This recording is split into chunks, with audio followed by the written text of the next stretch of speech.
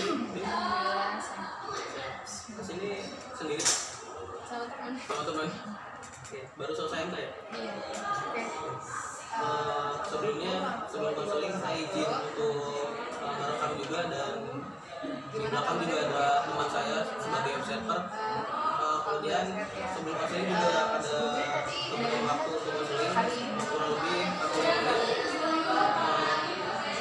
Kemudian saya akan memberitahu bahwa di konseling ketiga ini tahap terakhir konseling, dan di dalamnya isinya itu untuk mengatasi permasalahan konseling, permasalahan kamu.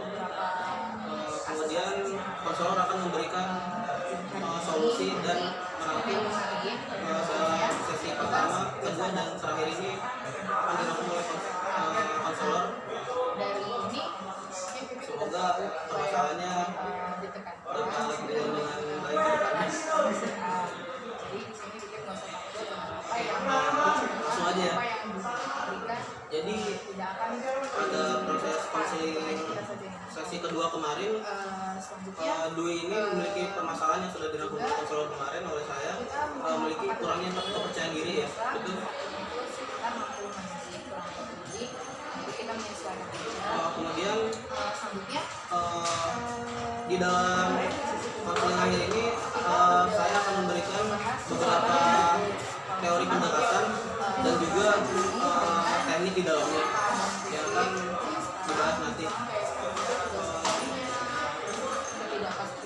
Jadi di dalamnya ini ada teori behavior. Jadi teori behavior ini mengamati perubahan tingkah laku sebagai hasil dari pengalaman sebelumnya di masa lalu. Kemudian perkembangan tingkah lakunya itu dari berbagai faktor seperti faktor lingkungan dan pengalaman di masa lalu. Jadi permasalahan Dwi ini mengenai kepercayaan diri atau self confidence. Jadi suatu sikap atau perasaan kemampuan diri dari Dwi sendiri sehingga terlalu cemas atas tindakan yang dilakukan oleh Dwi. Misalnya contohnya seperti Dwi kemarin itu ketika presentasi, Dwi kurangnya kepercayaan diri Dwi ketika presentasi di depan. Kemudian kurangnya keberanian Dwi untuk maju ke depan, dan pada akhirnya didorong dan disupport oleh teman Dwi sendiri.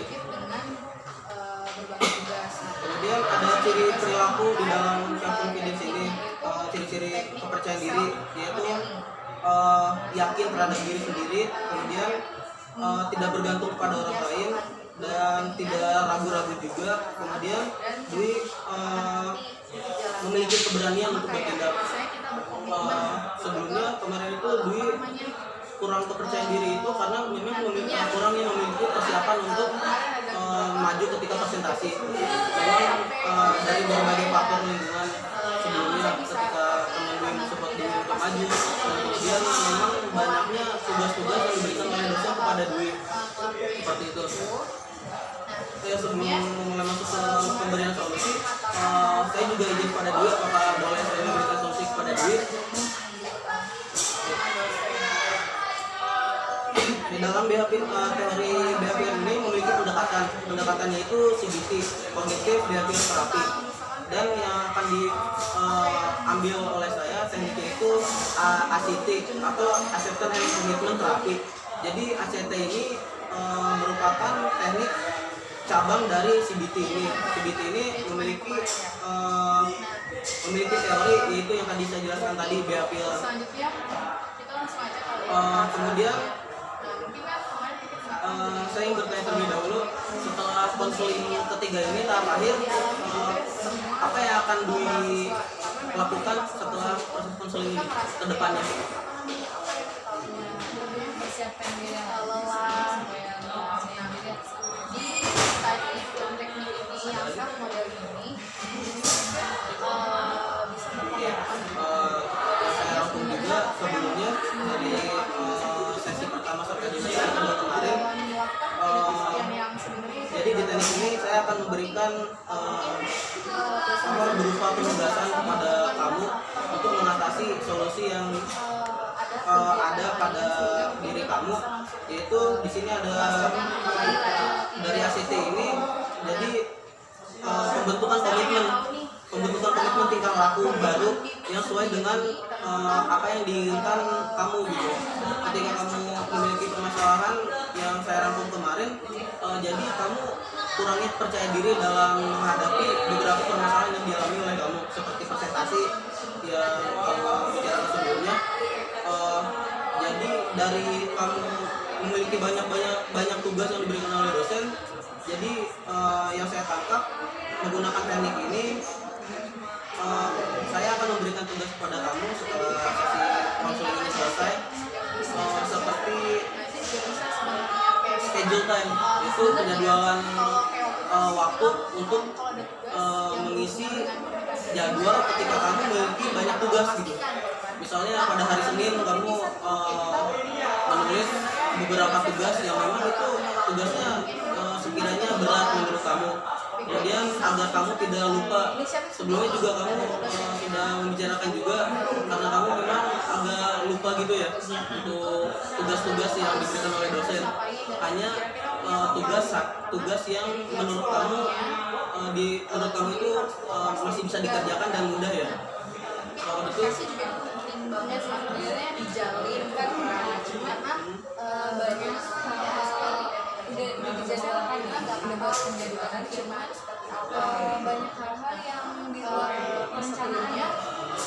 Maka setiap hari ada yang misalkan bahwa udah jadwal mau ngerjain tugas ini tapi harus kesini salah pesan yang lain, supaya kayak sebenarnya jadi jadwal yang udah saya buat tuh sering berantakan. Terus kalau dan urgensinya pun lebih besar dibandingkan tugas saya sendiri, terus nggak bisa gitu kalau misalkan saya nggak kesana. Jadi kamu sudah membuat seperti jadwal seperti itu, kemudian ada kalanya mendadak ya, ada hal lain gitu, hal yang dilakukan itu. Oke, bila misalnya kamu sudah membuat jadwal seperti itu dan memang ada permasalahan yang lain, mungkin kamu nanti akan membuat jadwal seperti biasa, namun melihat dari teori behavior ini, melihat perubahan tingkah laku, jadi melihat dari pengalaman kamu sendiri. Ketika kamu memiliki permasalahan yang tadi kamu sebutkan, kamu sudah menulis jadwal, namun ketika kamu menghadapi masalah-masalah yang baru ini, kamu langsung mencatatnya enggak? Enggak. Mungkin penugasannya lebih ke permasalahan yang baru sekarang ya. Bila kamu sudah menulis jadwal sebelumnya, mungkin nanti kamu akan menuliskan jadwal yang permasalahan yang kamu alami baru-baru ini, yang apa ya, notabene mendadak gitu. Itu mendadaknya itu setiap kamu maksudnya tiap kamu alami itu tiap hari atau kadang-kadang setiap hari. Lebih baik kamu tidak hanya menulis jadwal untuk tugas-tugas yang diberikan oleh dosen sebelumnya, namun kamu memiliki persiapan untuk menuliskan jadwal juga untuk permasalahan yang kamu alami itu mendadak gitu. Takutnya gimana ya, kamu lupa juga kan, kamu sudah menulis jadwal tapi kamu banyak juga dari hal-hal lain, tidak hanya dari akademik aja.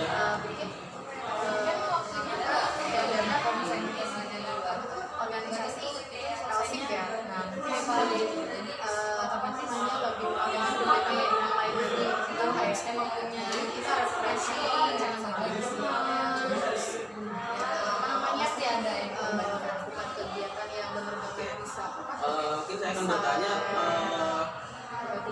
langkah ke depannya setelah kamu mengetahui bahwa permasalahan kamu itu seperti ini kan, karena memang dari masalah kamu yang tiba-tiba mendadak seperti itu, ke depannya kamu seperti apa? Selain menuliskan jadwal yang memang benar-benar padat. Karena kan sebenarnya kegiatan itu berawal dari kegiatan kita sehari-hari yang tanggung jawab harus belajar, nggak ada perubahan, tidak ada yang izin perubahan. Karena kita tentunya perubahan yang bisa menarik berarti utamakan terlebih dahulu. juga tadi Tidak apa-apa sebenarnya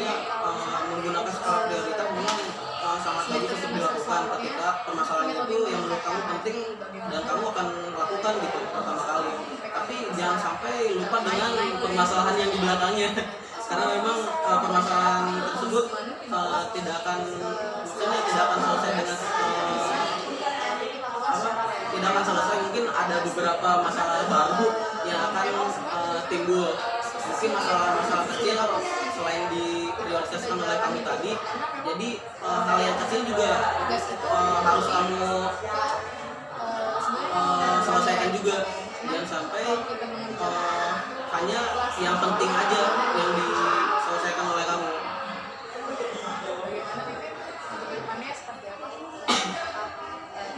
Bila misalnya kamu sudah mengerti bahwasanya permasalahan kamu itu lebih gimana ya, kamu sudah memahami dari diri kamu sendiri permasalahannya mengenai kepercayaan diri kamu juga, dan kamu sudah bagus untuk membuat schedule time tadi, dan kemudian hanya tadi aja satu kedepannya untuk kamu selain menggunakan skala prioritas untuk mementingkan permasalahan kamu yang memang benar-benar penting, dan yang kurang penting atau tidak pentingnya juga kamu harus selesaikan juga, karena memang itu mengganggu kedepannya ketika kamu misalnya benar-benar lupa gitu, atau misalnya lebih kamu mementingkan permasalahan kamu yang lebih menurut kamu penting gitu, tapi ada permasalahan di belakangnya yang memang belum terselesaikan gitu. Kamu mungkin lebih berkomitmen aja ke depannya untuk menyelesaikan permasalahan yang ada di diri kamu sendiri. Gitu. Apakah ada yang disampaikan oleh kamu atau mungkin saya kurang memberikan dalam solusi kepada kamu? Cukup. Harapan untuk kedepannya setelah sesi konseling ini apa dikit aja untuk kedepannya? Lebih baik lagi dan bisa Oke. Semoga dari sesi pertama, kedua, dan ketiga ini terakhir, semoga kamu dapat memperbaiki atau melihat dari masa lalu yang kamu alami dan sesuai dengan teori yang diberikan oleh saya tadi dan tekniknya juga. Semoga kamu kedepannya dapat menyelesaikan masalah-masalah yang ada pada diri kamu, dan kamu semoga dapat paham juga, dan jangan semoga kamu percaya diri lah ketika presentasi juga, dan dari dorongan teman-teman kamu juga itu merupakan support untuk kamu. Mungkin sesi ketiga ini bisa dicukupkan bila tidak ada yang diutarakan lagi oleh kamu. Cukup. Oke, terima kasih juga sudah datang pada sesi pertama sampai dengan terakhir ini. Saya juga kurang lebihnya mohon maaf atas kesempatan yang kurang berkenan pada kamu, dan terima kasih juga sudah bekerja sama dengan saya dalam konseling sampai dengan akhir ini. Kurang lebihnya mohon maaf. Assalamualaikum warahmatullahi wabarakatuh.